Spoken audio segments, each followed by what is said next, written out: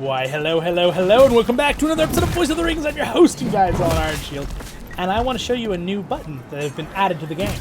I'm going to go over here for a second. So if you look over there, it's called Walkthrough, this little button. It's really cool. It's a brand new button. I love brand new buttons. Okay, I don't know why I'm getting, sorry, I just, no offense to anyone, I like doing an accent, an accent sometimes on there. So basically, we have a walkthrough, and it kind of shows you who's good, recommended lineup, and all this stuff. So recommended skills. So let's see if I agree with some of these. So we're gonna go through this video. We're gonna go through some of my favorite commanders that I use a lot on the channel, on my playlist here on RiseToWar, and I will tell you if I agree with their choices. And we'll talk about the walkthrough aspect. I did cover this in a previous video, but not in super high detail, so I'm going to cover it a little more in this video for a few minutes here. So they recommend some skills. They recommend using Ironfoot and Doran's Blood when I have all of my skills. Yes, they are extremely good skills. Kingdom of the Mountain is insane. I believe when it comes to PvP, I would actually recommend King Under the Mountain over Ironfoot. Now, if you can get Ironfoot to level 5, just to have the little extra damage and that stun chance, that is awesome for PvP and for taking tiles. But personally, I would recommend just never do Lord of the Iron Hills. Useless ability. Should be just changed. Like, they changed Gimli recently. They changed Lockbearer to do damage. There's places where you can use this, but really, he's a damage dealer. He should be doing damage. So, highly recommend. Doran's Blood is the ideal number 1. And a King Under the Mountain, if you're Respect 5, should be the next one you max out. And Ironfoot, great for taking tiles early. Still good for PvP. I'd recommend trying to put 5 points in it. If you can get to 10, if you can get all these to 10 by level 40, sweet, do it. But again, Doran's Blood first, King Under the Mountain, then Ironfoot. I think that's probably a good generic pick they gave, but I wouldn't recommend it as the first one over King Under the Mountain. I recommend King Under the Mountain, Doran's Blood first. Recommended lineup. So you can click more, and it has a whole information page on it. Look at that, that's kind of cool. And you can actually go between commanders here. I can click on Gandalf, I think. And, that's how you can get him. Okay, never mind. And you can kind of see all the recommended, how you put them together and stuff. So maybe the reason they do this is to recommend with this setup. Everything they have here, I'd still recommend doing King Under the Mountain over Ironfoot for PvP, personally. Your Respect 5. Be consistent AoE of 3 targets for 160, and in addition, physical damage dealt by the commander is increased. Instead of just a flat amount of big 450 on one target, this can really flop in statistical mathematical data and how this game works. Yes, the game is like a risk game, but also you have to remember that the game also functions with a little bit of chance and also not chance with combat. If he's fighting a unit, and let's say that unit only has enough, 100% of his physical damage would kill it, and he hits that unit for 450%, that other 350% is just wasted. It just goes away. It doesn't transfer into the other 3 groups of enemies, right? Since there's always 4 groups of enemies in this game, if you're all max level. But this one, you do 160 to 3 groups. So let's say you hit the 160, boom, you do damage, and now you hit 2 other groups for 160 as well. You kill the one group, and you still dish out more damage. So it's just a little bit more consistent, not to mention you're also then increasing your next instance of damage and making them take more damage from your other ones here. And this one works on round 1, so your next instance of damage, and this one's round 2, so that works out good, because then boom, you hit them with Whirlwind, basically, is what it used to be called, but Doran's Blood. And then additionally, your skills do more damage, which then would trigger for Ironfoot if you also had that one. But if you think about it, though, this triggers on round 1, and this one also triggers on round 1. So one thing that does matter still is when you put your points in. So I would always put your points into King Under the Mountain first, put the first point in there, and then put your Ironfoot, because you want Ironfoot to trigger after King Under the Mountain. Unless you want this one to trigger for the next one instance of damage, then you'd want to put your first point in Ironfoot, your next point in King Under the Mountain, and then Doran's Blood. So this one will trigger. Side note. Okay, we're getting distracted. So anyway, recommended lineup. Do I like the recommended lineup? Gandalf the White, insanely good with Doran. Insanely good with Gimli. Insanely good with Bjorn. I'm sorry for the crying baby sound in the game. I summoned a boss, the dragon, and it's basically sound effects of the city freaking out, ringing the bells, and the people running around screaming with the horse sounds and the children freaking out because there's a dragon. Okay, so that's why it's doing the sound effects. If you're wondering, you're probably like, what are these sound effects? So anyway, do I like these other ones with it? Sure, you could do this too, I guess. But I think I would kind of recommend, if you want, this is a nice rounded team because she does focus damage and he does elf buffing damage and also next dealt damage to instance by the commander's formation. I mean, so he's buffing units. I mean, this is a good team. It's fine. It's still good. I don't see anything wrong with it. So anyway, let's see if I agree with a couple other ones here. Let's go to Gimli's walkthrough here. Fine. Okay. I have the exact same argument with Gimli as I did with Dane. I think that Lord of the Glittering Caves is a more reliable, mathematically reliable for combat early if you're level respect 5 and you can use it than Experienced Warrior. I do think having 5 points of Experienced Warrior is extremely good for the stacking damage. And I also think Durden's Blood is always #1. Okay? So that's up to you. If you have a lot of extra points, it's also, they've redone Lockbearer. It's pretty cool too. But, 5 points. But I would recommend trying to max out Durden's Blood. Secondary, put points in Lord of the Glittering Caves. And you have extra points, put them into Experienced Warrior. Or you may want to try doing 5 points into Lockbearer. That's up to you. Unit teams. Gandalf the White. I'd recommend Gandalf the White again with Gimli, just like they did with Dane. It seemed like these kind of feel random to me, how they do these recommended lineups. Let's see, more information. Okay, so he is doing damage too. Oh, attack of 2 allied formations. Oh, okay. No, that's kind of cool. Formations. I'm trying to remember if that triggers for... I'm trying to remember if that triggers, if guide triggers for commander damage to allied formations. I think that works for the commander too, which could be really good with Gimli. So maybe that's what they're thinking. I might have to test that. It seems kind of cool as an idea. And then we have a team, this is like a buffing for units team, and then we also have an Aragorn Strider who's just doing full damage like the Gimli. I mean, this is fine. This is a good team. I think it's fine. I don't see anything really wrong with it, except I put Gandalf the White with it. Oh! Well, apparently the game decided to just bloop out of existence. I do recommend I'm using this on an emulator right now for you guys. It's called LD Player. I think it's better than BlueStacks. And I'm not trying to... I used BlueStacks for a long time, but I noticed that I rarely have that happen. BlueStacks would do that all the time, where the game would just shut off. This is the first time it's done it, actually, to me in weeks.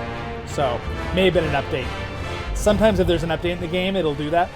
It'll do that on the phone, too, sometimes. If you ever played any phone games, they do that. So back, let's get off the White. Let's see what their recommended walkthrough is real fast.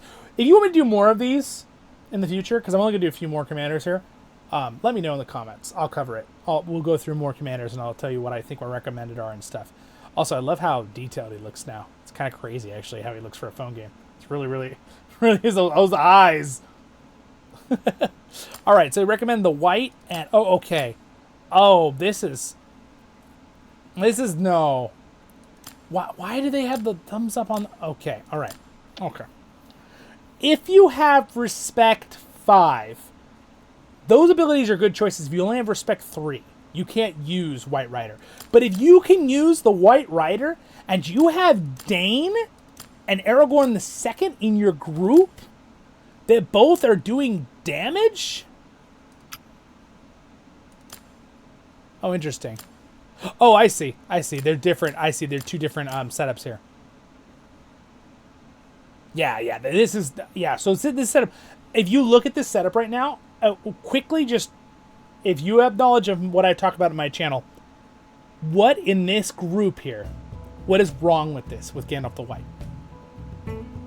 With this setup. So, Isildur is obviously designed here to buff units.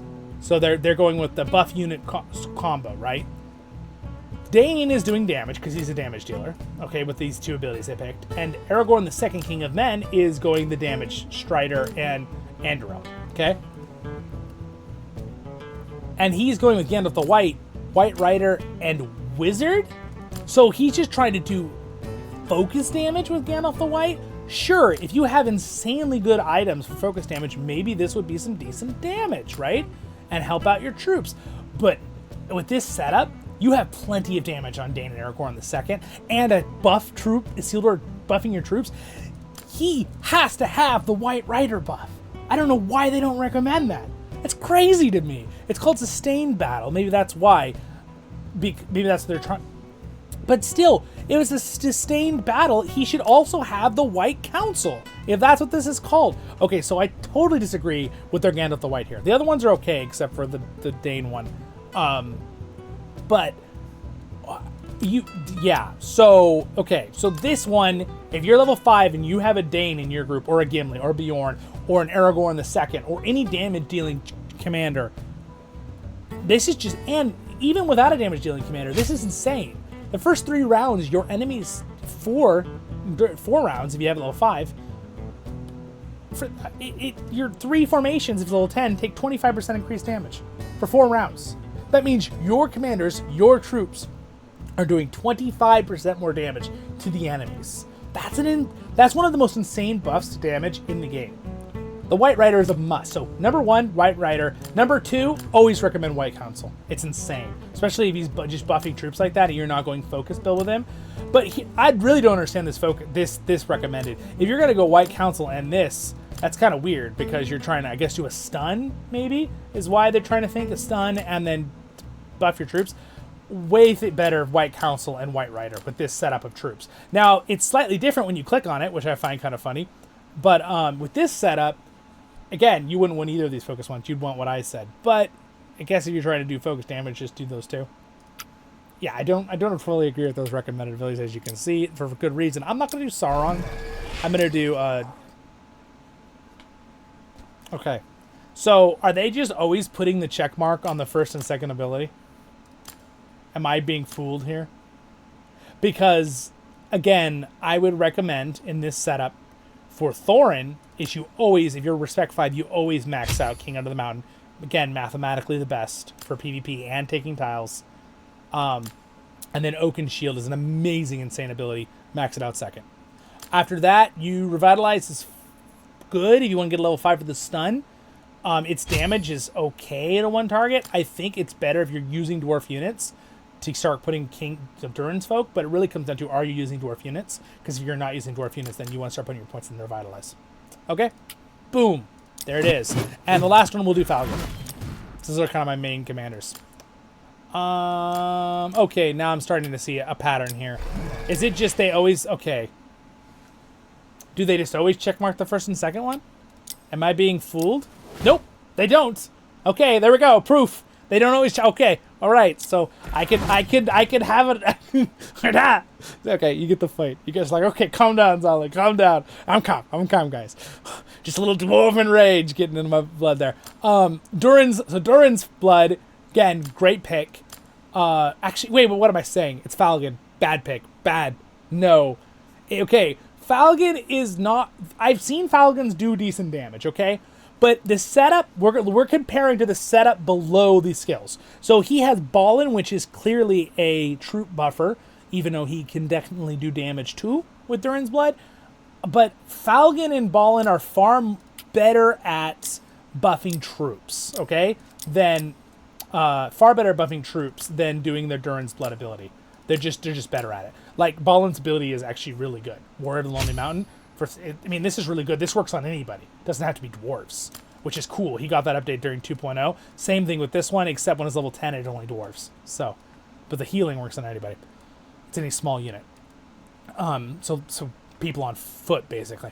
But again, it's not a bad recommendation of the squad they tell you to pick. The squad is good. Just all these dwarf commanders together, solid. Okay. But no, you need to go first. You will go Thrain's Guard if you're using dwarves. You really should be using dwarves with Falcon. He's a commander that you just really need to use dwarf units with, because of Thrain's Guard's insane.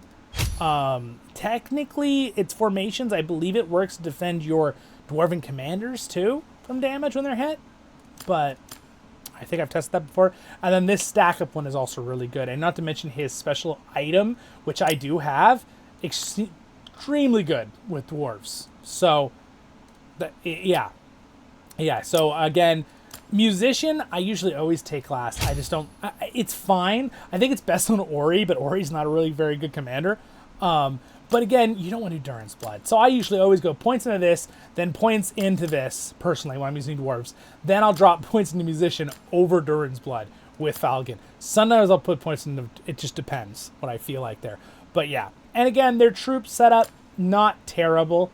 They used all sharp blade, not terrible. You have 20 damage to the commander and to the units. This is not a bad setup. I'm not quite sure why they show the lower level shield bearer of dwarves here, but maybe they're showing for midline setup, like mid-game, or mid-season, I should say. So yeah, it's not terrible. But again, there's some things I disagree with, though, with the... maybe you go Durin's Blood if you're taking tiles early, but if you have dwarf units already... So if you don't have dwarf units, you'd probably go Durin's Blood, right, for taking tiles early. But if you're playing endgame, you have dwarves. Thrain's Guard and Heirloom Explorer is insane. So good. Very, very strong. He's definitely a leader commander.